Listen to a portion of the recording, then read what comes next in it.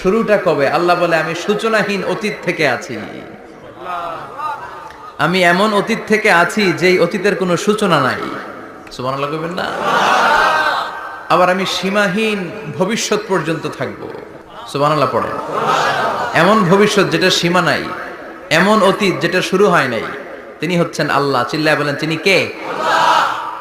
এজন্য আমরা বলি রাদিতু বিল্লাহি রাব্বা, রব হিসেবে আল্লাহ তোমারে পেয়ে আমরা খুশি। এজন্য আমাদের ইবাদতের সব জায়গায় এই রবের নামের গুণগান আছে না নাই? আমরা যখন রুকুতে যাই আমরা পড়ি সুবহানা রাব্বিয়াল, আবার যখন আমরা সিজদায় যাই আমরা পড়ি সুবহানা রাব্বিয়াল আ'লা।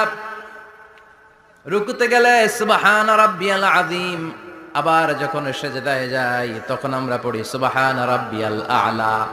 আবার কবরের জীবন যখন আমরা শুরু করে দিব, কবরের প্রথম প্রশ্ন